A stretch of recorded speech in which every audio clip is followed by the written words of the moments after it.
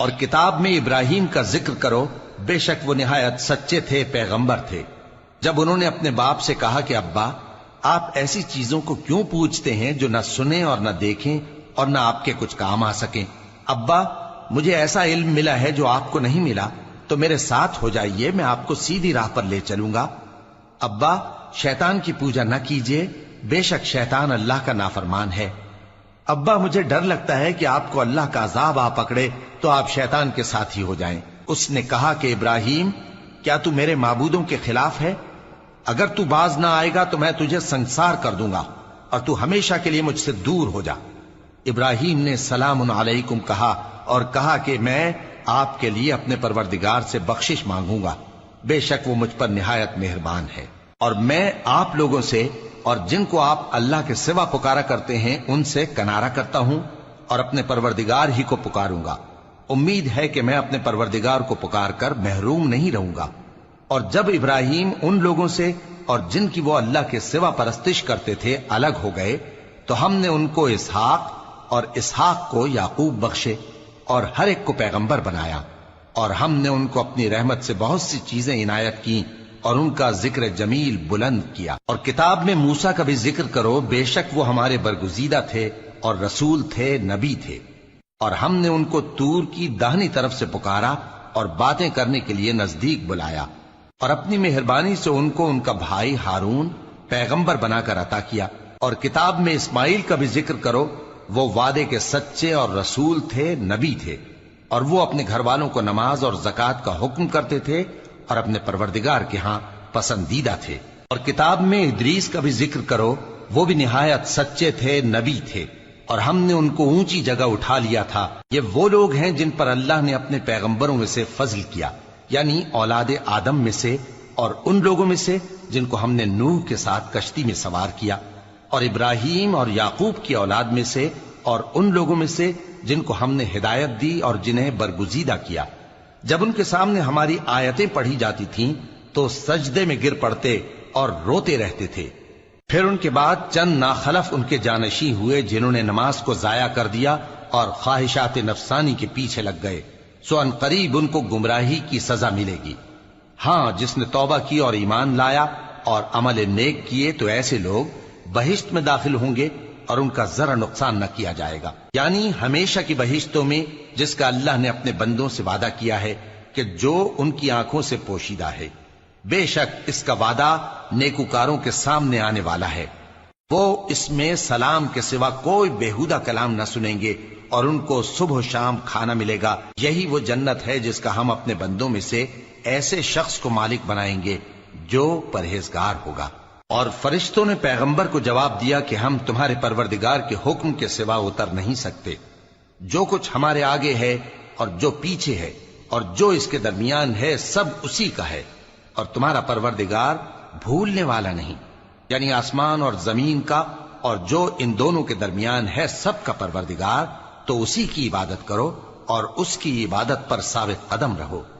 بھلا تم کوئی اس کا ہم نام جانتے ہو؟ اور کافر انسان کہتا ہے کہ جب میں مر جاؤں گا تو کیا زندہ کر کے نکالا جاؤں گا؟ کیا ایسا انسان یاد نہیں کرتا کہ ہم نے اس کو پہلے بھی تو پیدا کیا تھا جبکہ وہ کچھ بھی چیز نہ تھا؟ سو تمہارے پروردگار کی قسم، ہم ان کو جمع کریں گے اور شیطانوں کو بھی، پھر ان سب کو جہنم کے گرد حاضر کریں گے اور وہ گھٹنوں پر گرے ہوئے ہوں گے۔ پھر ہر گروہ میں سے ہم ایسے لوگوں کو کھینچ نکالیں گے جو رحمان کے مقابلے میں سخت سرکشی کرتے تھے، پھر ہم ان لوگوں سے خوب واقف ہیں جو اس میں داخل ہونے کے زیادہ لائق ہیں، اور تم میں سے کوئی شخص نہیں مگر اسے اس پر گزرنا ہوگا، یہ تمہارے پروردگار پر لازم ہے، مقرر ہے۔ پھر ہم پرہیزگاروں کو نجات دیں گے اور ظالموں کو اس میں گھٹنوں کے بل پڑا ہوا چھوڑ دیں گے۔ اور جب ان لوگوں کے سامنے ہماری آیتیں پڑھی جاتی ہیں تو جو کافر ہیں وہ مومنوں سے کہتے ہیں کہ دونوں فریق میں سے مکان کس کے اچھے اور مجلسیں کس کی بہتر ہیں، اور ہم نے ان سے پہلے بہت سی امتیں ہلاک کر دیں، وہ لوگ ان سے ٹھاٹ باٹ اور نمود و نمائش میں کہیں اچھے تھے۔ کہہ دو کہ جو شخص گمراہی میں پڑا ہوا ہے رحمان اس کو آہستہ آہستہ مہلت دیا جاتا ہے، یہاں تک کہ جب اس چیز کو دیکھ لیں گے جس کا ان سے وعدہ کیا جاتا ہے، خواہ عذاب اور خواہ قیامت، تو اس وقت جان لیں گے کہ مکان کس کا برا ہے اور لشکر کس کا کمزور ہے۔ اور جو لوگ ہدایت یاب ہیں اللہ ان کو زیادہ ہدایت دیتا ہے، اور نیکیاں جو باقی رہنے والی ہیں وہ تمہارے پروردگار کے ہاں صلے کے لحاظ سے خوب اور انجام کے اعتبار سے بہتر ہیں۔ بھلا تم نے اس شخص کو دیکھا جس نے ہماری آیتوں سے کفر کیا اور کہنے لگا کہ اگر میں اثر نو زندہ ہوا بھی تو یہی مال اور اولاد مجھے وہاں ملے گا؟ کیا اس نے غیب کی خبر پالی ہے یا اللہ کے یہاں سے عہد لے لیا ہے؟ ہرگز نہیں، یہ جو کچھ کہتا ہے ہم اس کو لکھتے جاتے اور اس کے لیے آہستہ آہستہ عذاب بڑھاتے جاتے ہیں، اور جو چیزیں یہ بتاتا ہے ان کے ہم وارث ہوں گے، اور یہ اکیلا ہمارے سامنے آئے گا۔ اور ان لوگوں نے اللہ کے سوا اور معبود بنا لیے ہیں تاکہ وہ ان کے لیے موجب عزت ہوں۔ ہرگز نہیں، وہ معبود ان کی پرستش سے انکار کریں گے اور ان کے دشمن و مخالف ہوں گے۔ کیا تم نے نہیں دیکھا کہ ہم نے شیطانوں کو کافروں پر چھوڑ رکھا ہے کہ وہ ان کو خوب اکساتے رہتے ہیں؟ تو تم ان پر عذاب کے لیے جلدی نہ کرو کہ ہم تو ان کے لیے دن شمار کر رہے ہیں۔ جس روز ہم پرہیزگاروں کو رحمان کے سامنے بطور مہمان جمع کریں گے اور گناہگاروں کو دوزخ کی طرف پیاسے ہانک لے جائیں گے، تو لوگ کسی کی سفارش کا اختیار نہ رکھیں گے مگر جس نے رحمان سے اقرار لے لیا ہو۔ اور کہتے ہیں کہ رحمان بیٹا رکھتا ہے۔ ایسا کہنے والوں، یہ تو تم بری بات زبان پر لاتے ہو۔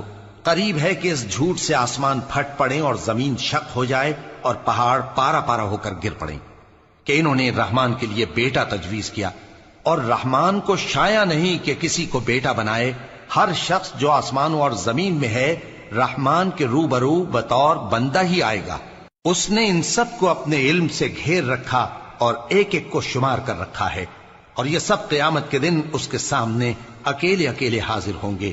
اور جو لوگ ایمان لائے اور عمل نیک کیے، رحمان ان کی محبت مخلوقات کے دل میں پیدا کر دے گا۔